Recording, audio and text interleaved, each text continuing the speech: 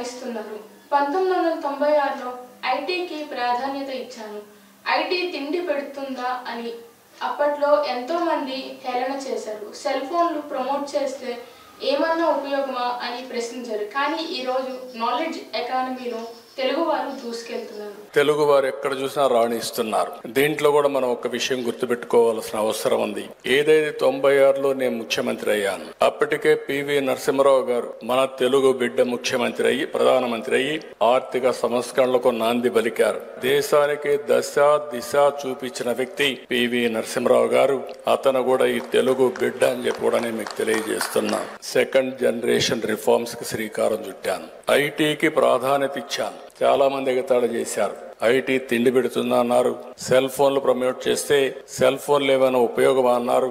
కానీ ఈ రోజు చూస్తే నాలెడ్జ్ ఎకానమీలో తెలుగు జాతి ఫస్ట్ మూవర్ అడ్వాంటేజ్ తీసుకున్నాం. ఆ తర్వాత ఇండియన్స్ అంతా కూడా ముందుకొచ్చే పరిస్థితికి వచ్చారు. ఇంకొక పక్క మనకు అదృష్టం డెమోగ్రఫిక్ విండ్ ఫాల్ గెయిన్ గా వచ్చింది. ఏదైతే యువత వచ్చారో టెక్నాలజీ అందిపుచ్చుకొని ఆంటర్ప్రెన్యూర్స్ గా తయారయ్యారు. ప్రపంచ దేశాలు ఏ దేశం పోయినా బ్రహ్మాండంగా తెలుగు వారు రాణించే పరిస్థితికి వచ్చారు. నేను అప్పుడప్పుడు చెప్తా ఉంటాను, అతిశయోక్తి కాదు. ప్రపంచంలో అమెరికా లాంటి దేశంలో హైయెస్ట్ పర్ క్యాపిటా ఇన్కమ్ సంపాదించే వ్యక్తులు తెలుగు జాతి సంపాదిస్తా ఉంది. ఇది గర్వకారణం.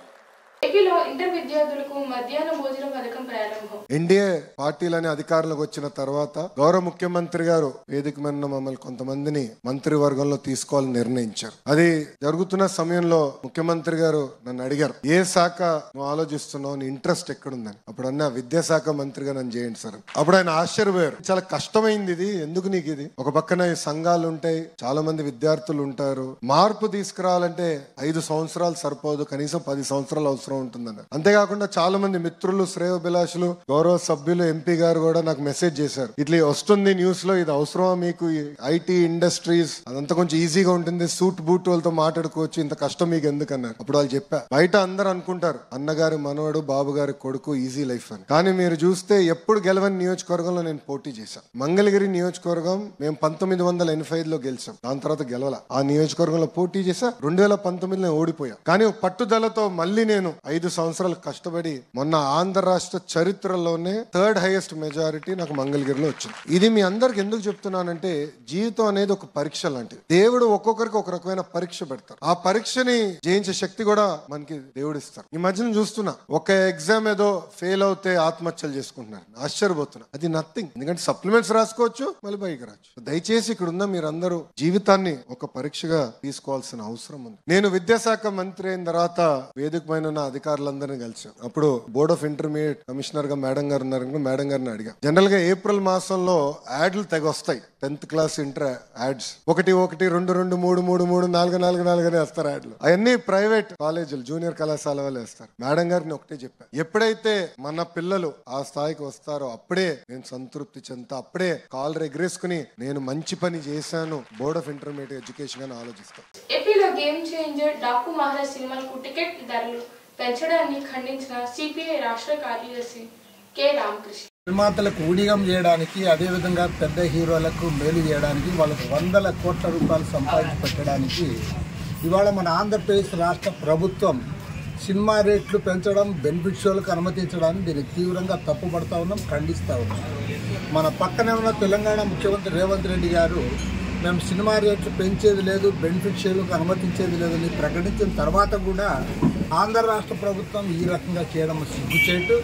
పైగా ఇవాళ ఉప ముఖ్యమంత్రి పవన్ కళ్యాణ్ గారు మరి ఏ ముఖం పెట్టుకొని దాన్ని బలపరుస్తున్నాడో నాకైతే అర్థం కావడం.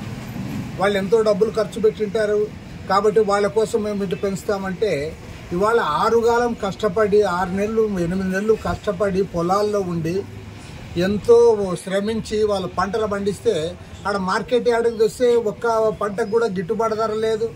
ఇవాళ ఢిల్లీ స్థాయిలో గిట్టుబాటు ధర కోసం పోరాటం చేస్తూ ఉంటే ఆ రైతులతో మాట్లాడే దిక్కు లేదు. ఆంధ్ర రాష్ట్రంలో నువ్వు కనీస మద్దతు ధర ఇవ్వలేకపోతా ఉన్నావు.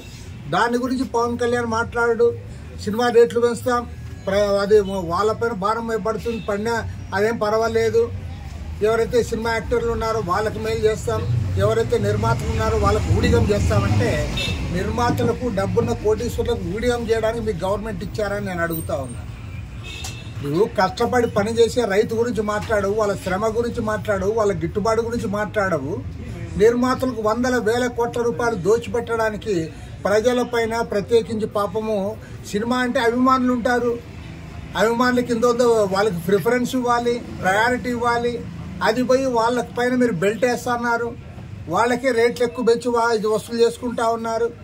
కాబట్టి దీన్ని తీవ్రంగా తప్పుపడతా ఉన్నాం.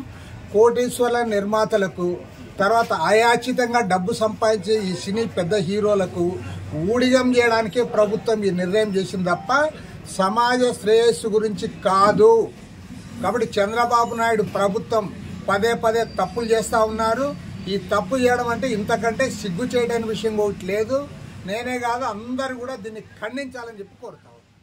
కేబిఎన్ కాలేజ్ లో ఉచిత వైద్య శిబిరాన్ని ప్రారంభించిన ఎంపీ కేశన్ చిన్ని, ఎమ్మెల్యే సుజనా చౌదరి.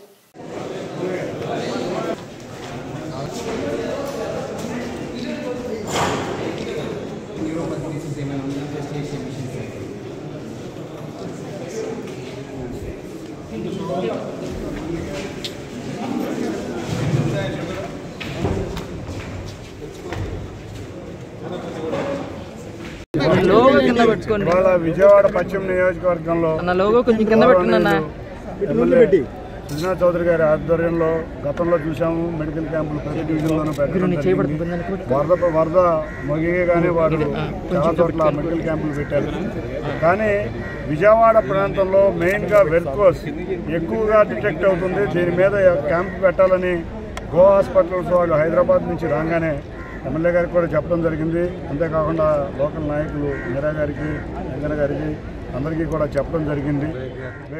తన భర్తను కొట్టి చంపేశారని లారీ డ్రైవర్ భార్య ధనకుమారి మీడియా ముందు వాపోయారు. షాప్ దగ్గరికి వచ్చారు. మీ ఆయన ఇలా కొంచెం హెల్త్ బాగాలేదనుకుంటామ్మా, ఈవినింగ్ ఎవరన్నా పంపిస్తారా అంటే, ఆ హెల్త్ బాగోకపోతే ఆయన ఇంటిగా ఉంటాడు, ఆయనకి బాగానే ఉంటుంది, ఎందుకు నాతో కూడా మాట్లాడాడు, వీడియో కాల్ కూడా చేశాడు, ఎందుకు బాగోలేదు అంటే సర్లేగమ్మ తగ్గినాక వెళ్తారులే అన్నారు.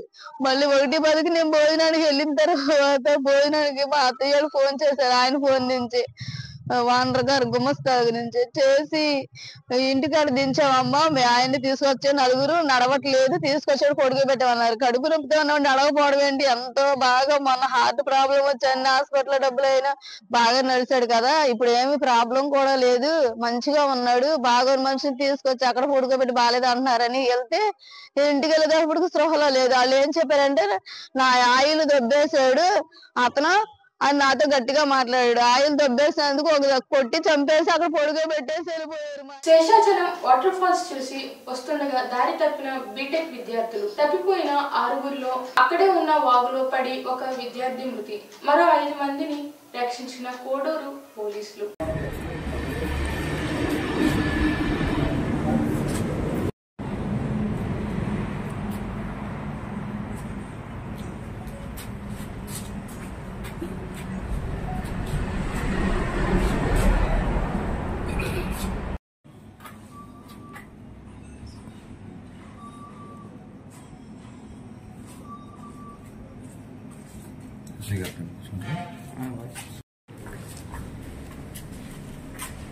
అయితే ఒకసారి అయితే ఇటు దిగాల.